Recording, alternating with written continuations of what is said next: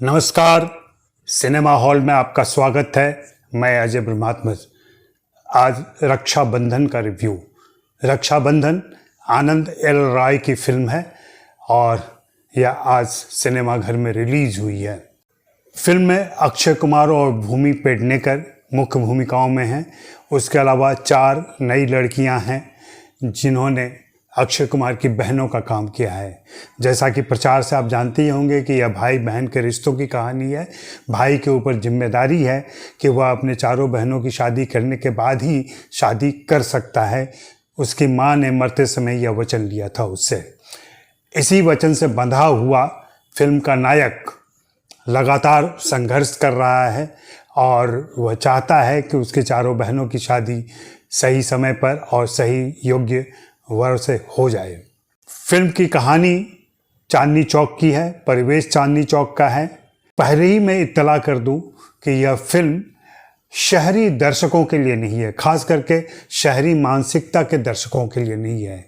हालांकि इस फिल्म का परिवेश दिल्ली के चांदनी चौक का है, लेकिन हम जैसा कि जानते हैं कि चांदनी चौक भी दिल्ली 6 के नाम से जाना जाता है और पुरानी दिल्ली के नाम से जाना जाता है।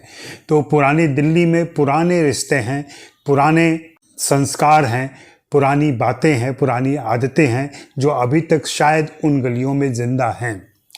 वैसे इस फिल्म की थीम एक बड़े स्केल पर उन छोटे शहरों, कस्बों और गांवों तक जाती है जहां दहेज एक बहुत बड़ी समस्या बनी हुई है। यह फिल्म उन सारे पहलुओं को टच करती हुई आगे बढ़ती है और फिर अंत में जिस निष्कर्ष पे पहुंचती है वह यही है कि बेटियों को पढ़ाना बहुत ज़रूरी है। पढ़ाने में ही उनकी भलाई है, पढ़ाने में ही उनकी तरक्की है। कहानी यूं घटित होती है कि चांदनी चौक में चाट की दुकान है और प्रेमलता चाट भंडार में हमारा नायक काम करता है और उसका चाट बहुत मशहूर है। परिवार में 4 बहनें हैं, उनकी शादियां होनी हैं। हर शादी में 15 से 25 लाख रुपए तक का खर्च है। इस खर्च को जुटाने के लिए भाई पाई पाई का इंतज़ाम कर रहा है कि कैसे भी वो सारा इंतज़ाम करे, किसी तरीके से बड़ी बहन की शादी हो पाती है। हालांकि बाद में एक हादसा होता है। उस हादसे में बहन के नहीं रहने पर सारी घटनाएं फिर एक अलग मोड़ ले लेती हैं।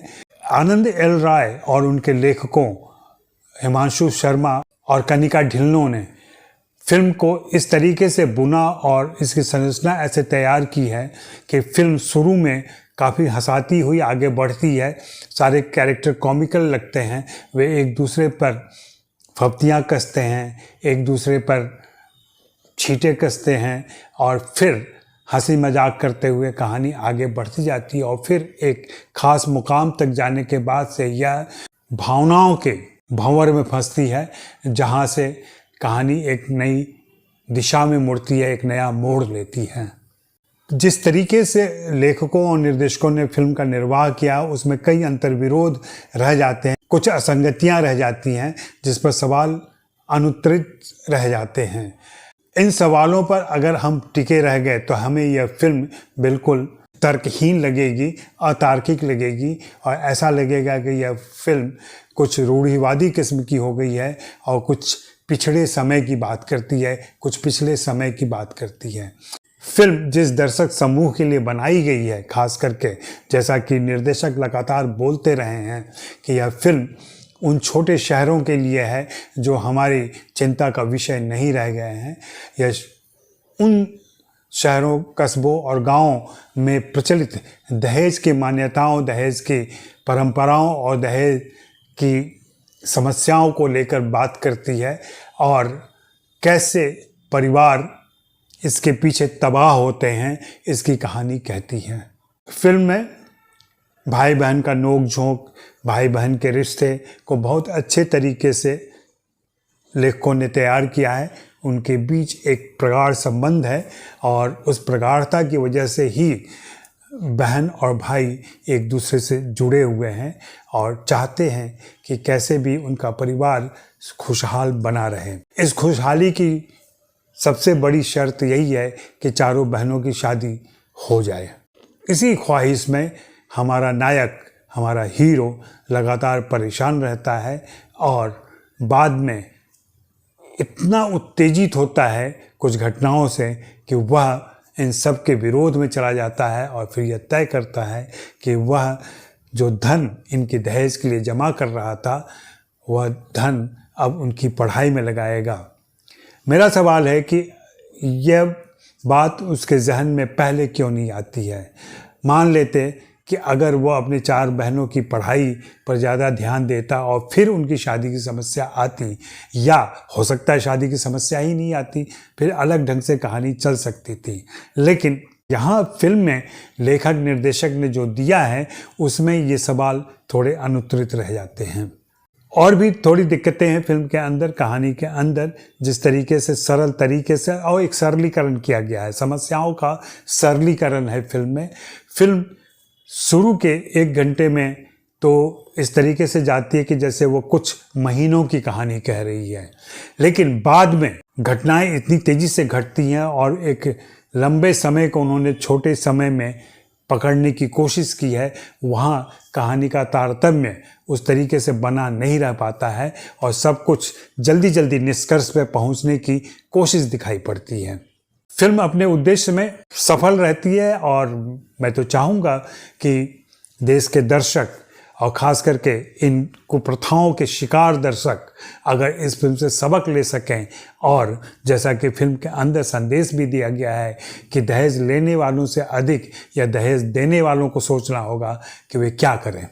वास्तव में यह दोनों तरफ से सोचना होगा, पूरे समाज को सोचना होगा और इसके लिए सरकार की तरफ से भी पहल होनी चाहिए कि कैसे इस कुप्रथा को रोका जा सकता है। हालांकि लगातार अभियान चलते हैं और जैसा कि फिल्म के अंत में बताया भी गया है कि इस देश में हर दिन 21 लड़कियां दहेज की समस्याओं की वजह से मारी जाती हैं या मर जाती हैं।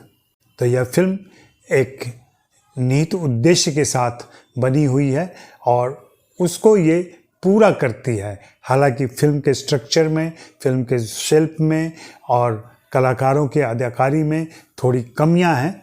अक्षय कुमार भी कॉमिकल दृश्यों में तो बहुत अच्छे लगते हैं, लेकिन जब इमोशनल और हाई पिच ड्रामा होता है तो वहाँ वे जच नहीं पाते हैं।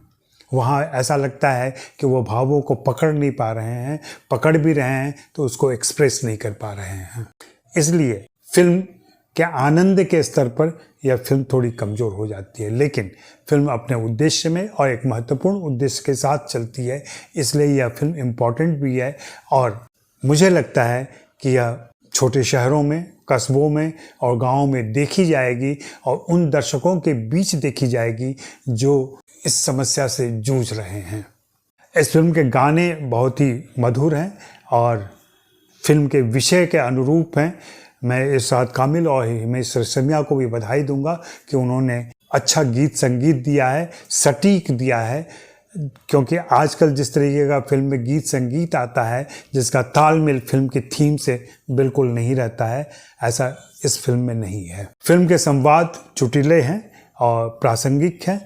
फिल्म बाद में जब उपदेशात्मक हो जाती है तो थोड़ी सी अखरती है, क्योंकि ऐसा लगता है कि लेखक निर्देशक दृश्यों में जिन बातों को कह सकते थे वे दृश्य उनके कम पड़ गए और उन्हें बात कह के बतानी पड़ी, सीधे शब्दों में बतानी पड़ी। बाकी आप फिल्म देखकर बताएं कि आपको यह फिल्म कैसी लगी है। मैं आपकी राय का इंतज़ार करूंगा। शुक्रिया, मेहरबानी, धन्यवाद।